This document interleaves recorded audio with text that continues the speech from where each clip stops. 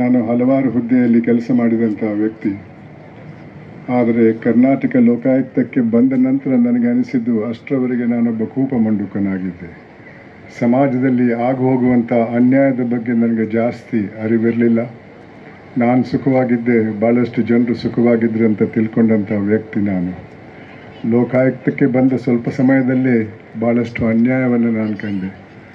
ಇದು ಯಾಕೆ ಈ ರೀತಿ ಆಗ್ತಾ ಇದೆ ಅಂತ ನಾನು ನನ್ನಲ್ಲೇ ಚರ್ಚೆ ಮಾಡಿದಾಗ ನನಗನಿಸಿದ್ದು ಇದು ವ್ಯಕ್ತಿಗಳ ತಪ್ಪಲ್ಲ, ಇದು ಸಮಾಜದ ತಪ್ಪು.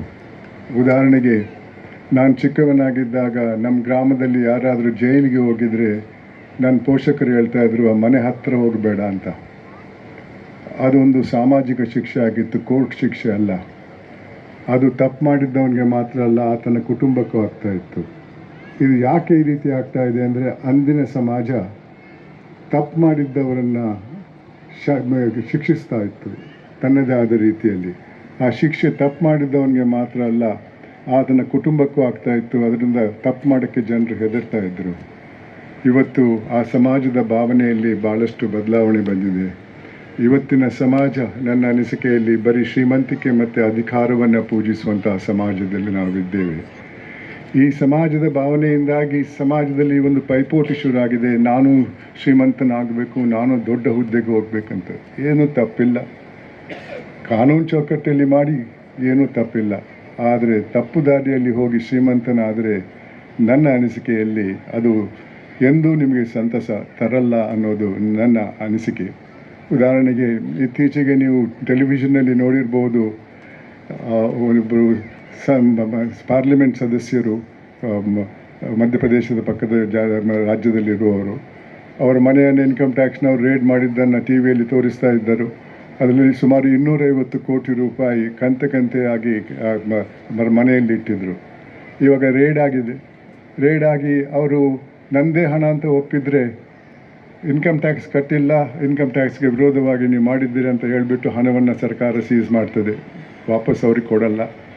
ಅಥವಾ ಈ ಹಣ ನಂದಲ್ಲ, ಇನ್ಯಾರ್ದು ಹಣ ನನ್ನ ಹತ್ರ ಇಟ್ಟಿದ್ರು ಅಂತ ಹೇಳಿದರೆ ಅದನ್ನು ಸೀಸ್ ಮಾಡಿಕೊಂಡು ಹೋಗ್ತಾರೆ. ಅವರು ಯಾರಂತ ಹುಡುಗಕ್ಕೆ ಹಣ ವಾಪಸ್ ಬರಲ್ಲ. ಯಾವ ರೀತಿಯಲ್ಲಿ ಹಣ ಮಾಡಿದರೆ ಅನ್ನೋದು ಭಾಳ ಮುಖ್ಯವಾದದ್ದು. ಕಾನೂನು ಚೌಕಟ್ಟಲ್ಲಿ ಮಾಡಿದರೆ ತೃಪ್ತಿ ಮಾತ್ರ ಅಲ್ಲ, ಅದರ ಜೊತೆ ಒಂದು ಸಂತೋಷ ಕೂಡ ಇರ್ತದೆ, ಒಳ್ಳೆ ನಿದ್ದೆ ಬರ್ತದೆ. ಆದರೆ ಕಾನೂನು ಅಕ್ರಮವಾಗಿ ಮಾಡಿದರೆ ನಿದ್ದೆ ಬರಲ್ಲ, ಮದ್ದು ತಗೊಳ್ಬೇಕಾಗ್ತದೆ ಅನ್ನೋದು ನನ್ನ ಅನಿಸಿಕೆ ಬಂಧುಗಳೇ. ಇದು ಯಾಕೆ ಈ ರೀತಿ ಆಗ್ತಾ ಇದೆ ಅಂತ ನಾನು ಯೋಚನೆ ಮಾಡಿದಾಗ ನನಗೆ ಅನಿಸಿದ್ದು, ಅದು ದುರಾಸೆ ಅನ್ನೋ ಒಂದು ರೋಗದಿಂದ. ದುರಾಸೆಗೆ ಮಿತಿ ಇಲ್ಲ, ಎಷ್ಟು ಮಾಡಿದರೂ ಸಾಲಲ್ಲ. ನಮ್ಮ ದೇಶದಲ್ಲಿ ಭಾಳಷ್ಟು ಅಭಿವೃದ್ಧಿ ಆಗಿದೆ, ಆದರೆ ದುರಾಸೆ ಆದಷ್ಟು ಅಭಿವೃದ್ಧಿ ಇನ್ನೇನು ಯಾವುದೂ ಆಗಿಲ್ಲ ಅನ್ನೋದು ನನ್ನ ವಿಚಾರ. ಉದಾಹರಣೆಗೆ, 50ನೇ ದಶಕದಲ್ಲಿ ಒಂದು ಹಗರಣ ಬಯಲಿಗೆ ಬಂದಿತ್ತು, ಜೀಪ್ ಹಗರಣ ಅಂತ. ಅದರಲ್ಲಿ ದೇಶಕ್ಕೆ 52 ಲಕ್ಷ ರೂಪಾಯಿ ನಷ್ಟ ಆಯಿತು. ಕೆಲವು ಅಧಿಕಾರದಲ್ಲಿದ್ದವರು ಆ ಹಣವನ್ನು ಸೋರ್ಕೊಂಡು ಹೋದರು. ತದನಂತರ ಬೋಫರ್ಸ್ ಅನ್ನೋ ಒಂದು ಹಗರಣ ಬಂತು. ಅದರಲ್ಲಿ ದೇಶಕ್ಕೆ ಆದ ನಷ್ಟ 64 ಕೋಟಿ ರೂಪಾಯಿ. ತದನಂತರ ಕಾಮನ್ವೆಲ್ತ್ ಗೇಮ್ಸ್ ಅನ್ನೋ ಒಂದು ಹಗರಣ ಬಯಲಿಗೆ ಬಂತು. ಅದರಲ್ಲಿ ದೇಶಕ್ಕೆ ಆದ ನಷ್ಟ 70,000 ಕೋಟಿ ರೂಪಾಯಿ. ಈ ಸಂಖ್ಯೆ ನಂದಲ್ಲ. ವಿಚಾರಣೆ ನಂತರ ಕೇಂದ್ರ ಸರ್ಕಾರಕ್ಕೆ ವರದಿ ಮೂಲಕ ಕೊಟ್ಟಂಥ ಒಬ್ಬ ಸಂವಿಧಾನದ ಅಧಿಕಾರಿ, CAG, comptroller and auditor general of India.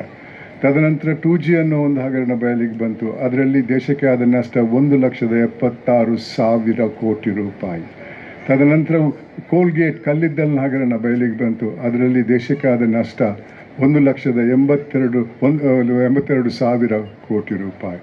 ಇಷ್ಟೊಂದು ಹಣ ಒಂದು ಹಗರಣದಲ್ಲಿ ಸೋರ್ಕೊಂಡು ಹೋದರೆ, ಆ ದಶಕದಲ್ಲಿ ಆದಂಥ ಸಾವಿರಾರು ಹಗರಣದಲ್ಲಿ ಸೋರ್ಕೊಂಡು ಹೋದಂಥ ಹಣಕ್ಕೆ ಲೆಕ್ಕ ಹಾಕಿದರೆ ಯಾವ ರೀತಿಯಲ್ಲಿ ಅಭಿವೃದ್ಧಿ ಆಗೋಕ್ಕೆ ಸಾಧ್ಯವಿದೆ? ಸ್ವಲ್ಪ ಯೋಚನೆ ಮಾಡಿ ಬಂಧುಗಳೇ.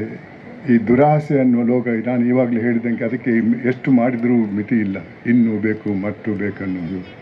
ಇದರಿಂದ ನಮ್ಮ ದೇಶದ ಆರ್ಥಿಕ ಪರಿಸ್ಥಿತಿ ಯಾವ ರೀತಿ ಆಗ್ಬೋದಂತ ಸ್ವಲ್ಪ ಯೋಚನೆ ಮಾಡಿ. ನಮ್ಮ ಪಕ್ಕ ದೇಶದಲ್ಲಿ 1 ಲೀಟರ್ ಹಾಲಿಗೆ 210 ರೂಪಾಯಿ, $1ಗೆ 288 ರೂಪಾಯಿ. ದಕ್ಷಿಣ ಭಾಗದಲ್ಲಿರುವಂಥ ಇನ್ನೊಂದು ದೇಶದಲ್ಲಿ ಅವರ ಹಣ ಬಿಟ್ಟು ಪರದೇಶದ ಹಣ ಕೊಟ್ಟರೆ ಆ ಖರೀದಿ ಮಾಡುವ ವಸ್ತುವಿನ ಬೆಲೆ 25% ಕಮ್ಮಿ ಮಾಡಿಕೊಡ್ತಾರಂತೆ. ಅವರ ಹಣದಲ್ಲಿ ಅವರಿಗೆ ನಂಬಿಕೆ ಇಲ್ಲ. ಎಂಥ ಪರಿಸ್ಥಿತಿಯನ್ನು ನಾವು ಮುಂದೆ ಎದುರಿಸಬೇಕಾಗಿರೋದ್ರ ಬಗ್ಗೆ ಸ್ವಲ್ಪ ಯೋಚನೆ ಮಾಡಬೇಕಾಗ್ತದೆ ಬಂಧುಗಳೇ. ಇದಕ್ಕೆ ಏನು ಮದ್ದು?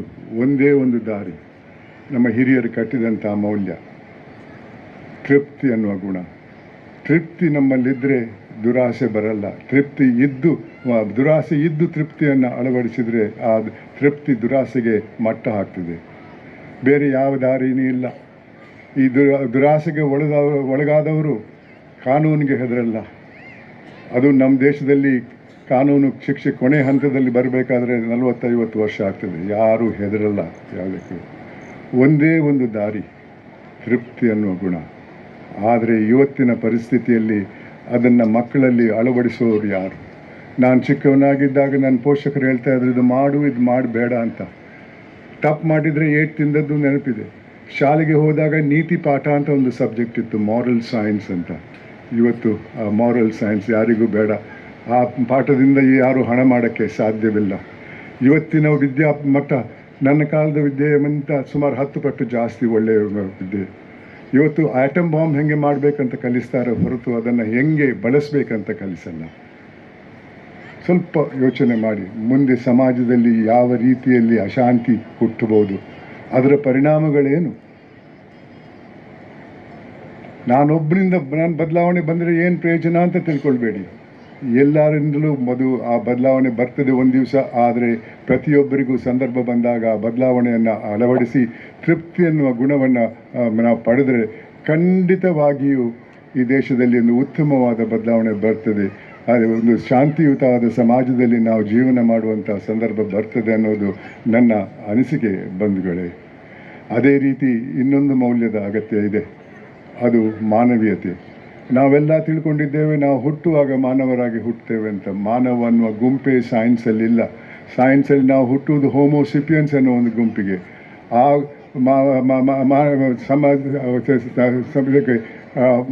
ಸಮಾಜದಲ್ಲಿ ಈ ಮಾನವೀಯತೆ ಇದ್ದರೆ ನಾವು ಮಾನವರಾಗ್ತೇವೆ, ಇಲ್ಲದೇ ಇದ್ದರೆ ಇಲ್ಲ. ನಮ್ಮ ಕವಿಗಳು ಬರೆದಿದ್ದಾರಲ್ಲ, ಏನೇ ಆಗು ನಿನಗೆ ಬೇಕಾದವನಾಗು, ಆದರೆ ಮೊದಲು ಮಾನವನಾಗು ಅಂತಾರೆ. ನಾನು ಅದಕ್ಕೆ ಪೂರಕವಾಗಿ ಶಾಲಾ ಕಾಲೇಜಿಗೆ ಹೋದಾಗ ನನ್ನದೇ ಆದ ಒಂದು ಸಂದೇಶವನ್ನು ಮಕ್ಕಳಿಗೆ ಕೊಡ್ತಾ ಇರ್ತೇನೆ. ಅದು ಹುಟ್ಟುವಾಗ ಮಾನವನಾಗಿ ಹುಟ್ಟದೇ ಇದ್ದರೂ ಜೀವನ ಪಥದಲ್ಲಿ ಮಾನವೀಯತೆಯನ್ನು ಅಳವಡಿಸಿಕೊಂಡು ಸಾಯುವಾಗ ಮಾನವನಾಗಿ ಸತ್ತರೆ ಅದಕ್ಕೆ ಮೇಲ್ಪಟ್ಟಂಥ ಗೌರವ ಯಾವುದೂ ಇಲ್ಲ ಬಂಧುಗಳೇ. ಈ ಒಂದು ಹಿನ್ನೆಲೆಯಲ್ಲಿ ನನ್ನದೇ ಆದ ವಿಚಾರ, ಈ ಮಾನವೀಯತೆಯನ್ನು ಅಳವಡಿಸುವಂಥ ಒಂದು ಪ್ರಯತ್ನ ಪೋಷಕರಿಂದ ಆಗಬೇಕು. ಇವತ್ತಿನ ಪೋಷಕರು ಕೂಡ ಭಾವನೆಗಳಲ್ಲಿ ಬದಲಾವಣೆ ಆಗಿದೆ. ಭಾಳಷ್ಟು ಜನ ಕೆಲಸ ಮಾಡುವವರು, ಕೆಲಸ ಅಂದರೂ ಕೂಡ ಒಂದು ರೋಗನೇ. ಯಾಕಂದರೆ ಅಲ್ಲಿ ಹೋದರೆ ಪ್ರಮೋಷನ್ ಆಗಬೇಕು, ದೊಡ್ಡ ಹುದ್ದೆಗೆ ಹೋಗಬೇಕು ಅನ್ನೋ ಒಂದು ಯೋಚನೆ ಇದ್ದೇ ಇರ್ತದೆ. ಅದಕ್ಕೆ ಪೂರಕವಾಗಿ ನಾನು ಅದಕ್ಕೆ ಅರ್ಹನಂತ ತೋರಿಸೋಕ್ಕಾಗಿ ಆ ಕೆಲಸದ ತಲೆನೋವನ್ನು ಮನೆಗೆ ತರ್ತಾರೆ. ಮಕ್ಕಳ ಜೊತೆ ಯಾವ ವಿಚಾರವನ್ನು ಚರ್ಚೆ ಮಾಡುವುದಿಲ್ಲ. ತಮ್ಮದೇ ಆದ ಸಮಸ್ಯೆಯನ್ನು ಅವರ ಲ್ಯಾಪ್ಟಾಪಲ್ಲೋ ಇನ್ನೆಲ್ಲೋ ಕೆಲಸ ಮಾಡ್ತಾ ಇರ್ತಾರೆ. ಮಕ್ಕಳಿಗೊಂದು ಐಫೋನ್ ಕೊಡ್ತಾ ಇರ್ತಾರೆ. ಮಕ್ಕಳು ಅವರಷ್ಟಕ್ಕೆ ಇರ್ತಾರೆ. ಐಫೋನ್ನಲ್ಲಿ ಯಾವ ಮೌಲ್ಯ ಕೂಡ ಇಲ್ಲ ಬಂಧುಗಳೇ. ಸ್ವಲ್ಪ ಯೋಚನೆ ಮಾಡಿ. ಅವರ ಉಳಿತಿಗಾಗಿ, ಅವರ ಭವಿಷ್ಯಕ್ಕಾಗಿ ನೀವು ಭಾಳ ಸ್ಯಾಕ್ರಿಫೈಸ್ ತ್ಯಾಗ ಮಾಡಿರ್ತೀರ. ಆದರೆ ಈ ಒಂದು ಮೌಲ್ಯವನ್ನು ಮೊದಲು ನೀವು ಅಳವಡಿಸಿ ಮತ್ತು ನಿಮ್ಮ ಮಕ್ಕಳಲ್ಲಿ ಅಳವಡಿಸಿದರೆ ಖಂಡಿತವಾಗಿಯೂ ನಾನು ಹೇಳ್ತೇನೆ, ಈ ಸಮಾಜವನ್ನು ಬದಲಾಯಿಸ್ಬೋದು. ಹಿಂದೆ ಒಂದು 50-60 ವರ್ಷದ ಇದ್ದಂಥ ಸಮಾಜವನ್ನು ಕಟ್ಬೋದು.